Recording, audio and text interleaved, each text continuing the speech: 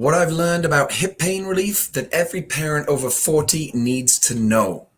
Hi, welcome everybody. It's Jason Barlow, RMT, and I'm here today as your therapist and as your coach to help you transform any stress, tension, and pain into health, happiness, and vitality instead. This is what it's all about right here. Healthy, happy energy. Isn't that what you're yearning for?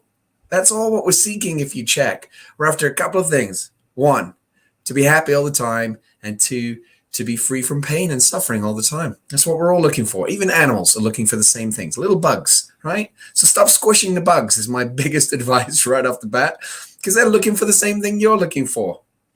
Just package them up in some tissue and take them out and release them. Don't get annoyed. Don't get frustrated. Scoop them up, take them out. Let them be free because they want what you want. They want to be happy and pain-free. Anyway, I could go on and on about that topic alone.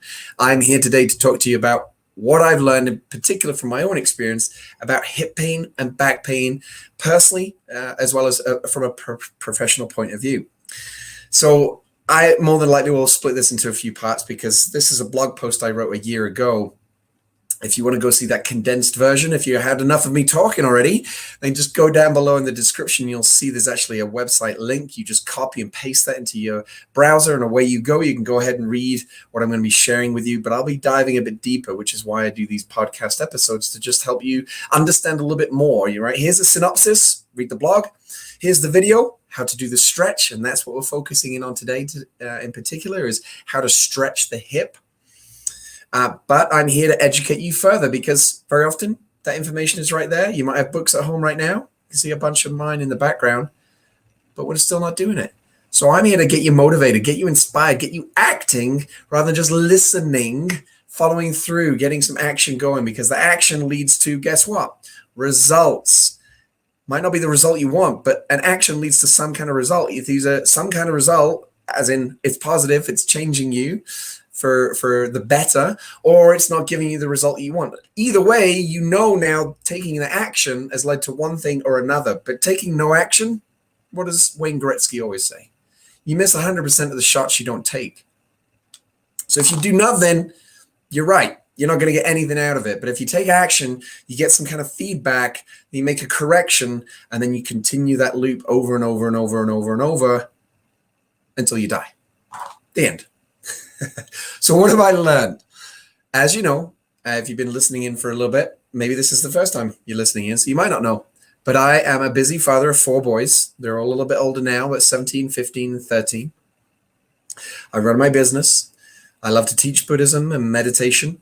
I love to do these podcasts. I love to educate. I love to write. The writing's kind of fallen by the wayside a little bit recently, but my new book that came out almost a year ago, I'm still promoting that. I have lots of dreams to write more, and that will come in due course. But I'm busy. That's the bottom line. That's what I'm trying to share with you. So I'm not just coming from the space of, I've got this education, and I've been doing this for so many years. Yeah, that's partly it. But I'm trying to get into your mind that I'm here as a busy person sharing with you, here's what you can do to be precise, specific, quick, get to the chase, and get results. So if I've got your attention, great. Listen in. So as a therapist, I spend a majority of my day on my feet, and then I come and sit and do these podcasts, and I do my paperwork and so forth, which requires sitting. Nevertheless, every day I'm accumulating, as we all are, what I call in my book, the 15-step playbook for pain relief, postural debt. Now, the big question is, what are you doing to pay down your specific postural debt? We all have different debts. We all have different postures that we're somewhat adopting. They can be summarized into, one particular type, which is that fetal position, right? We spend quite a bit of time every day with driving and sitting and eating meals and, enjoying our activities at the end of the day. I say activities, social activities, be it at restaurants, pubs, or, you're enjoying a TV series, whatever it is, you get back into that seated position.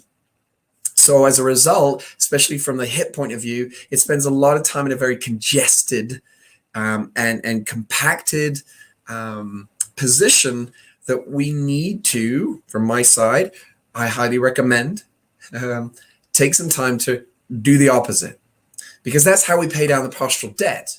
Whatever you're doing that's shortening and tightening, you're increasing your postural debt.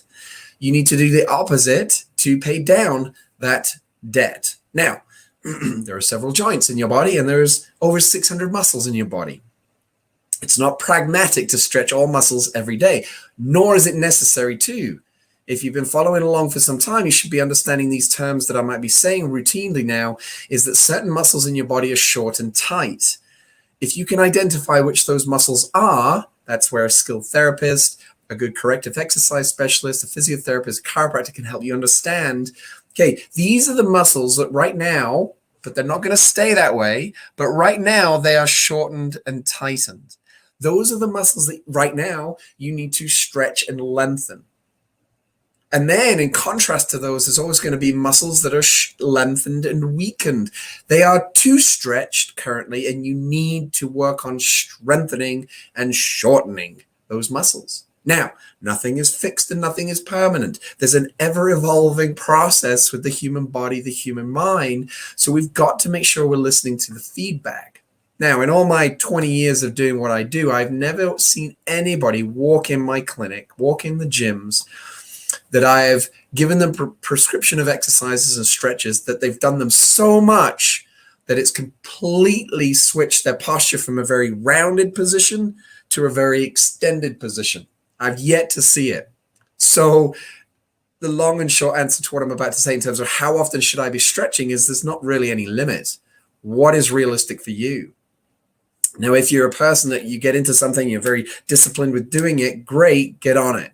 If you're a person that you can get disciplined initially, but then it tapers off, that usually indicates to me that you're trying to push yourself too much, in the sense of maybe you're trying to stretch too long, too frequently, and it's not realistic for your schedule.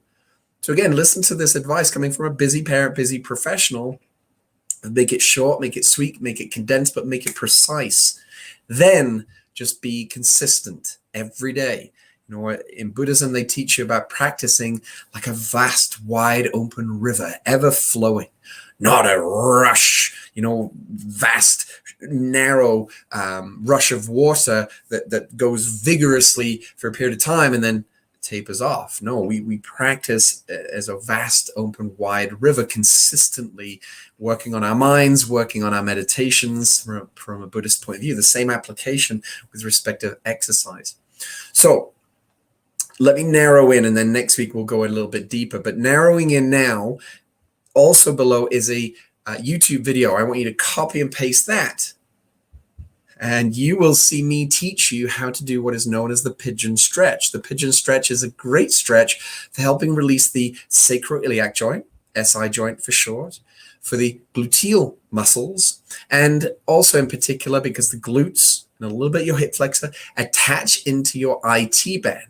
Now, the IT band is a notorious one for a lot of runners, generally speaking. Why? Because you are very consistently running forwards. You're not running sideways. You're not doing lateral, rotational. You're not doing any backwards running, which again, maybe we have a separate podcast about that, because as a runner, you are also a human being that needs to do various movements. So if you're always training yourself at a very sagittal plane of motion, you're going to get strong in that, but you're also going to build up a lot of tension and favorability for doing that movement, so that then when you do the opposite things, running backwards, lateral, rotational patterns, that's where you're more likely to get injured, because you've only trained yourself in that one discipline, that one plane of motion. So this stretch is very, very beneficial for anybody with low back pain, SI joint pain, hip immobility, iliotibial band syndrome, which is the IT band, pain down into the knee, nerve pain, including numbness and tingling, and any trigger point pain that can be shooting pain into the legs. So do go check out the podcast. Well, that's what you're listening to right now. Go check out the 2 links below this podcast episode, which will show you the blog article, and you can read that between now and next week, because I'm going to go deeper.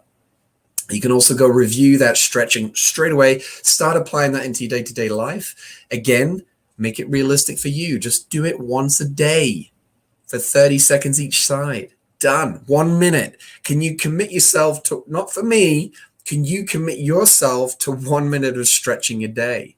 Everybody should be doing this right now, which is nodding your head in a, yes, I can do that, Jason.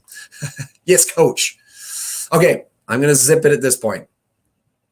Thank you very much for joining me. I hope that's been of benefit to you. As always, I'm here to benefit and serve you in whatever capacity I can. Right now, I'm just coming up with my own ideas and concepts. If there's feedback, that helps me. So give me a like, give me a thumbs up, give me a comment, give me a review, share this video, share this podcast episode. But please just help me spread this information. I'm trying to reach as many people as possible, but eventually the people that really need it are going to hear it. That's the goal ultimately, because many people might be listening, but they're not following through on it. Great, keep listening. Maybe in time you'll follow through, but I want to get it to those people who are actually going to get practical about this, apply it, get results, and go, wow, that actually made sense. And it works. All right. Thank you very much. Have a great rest of your day.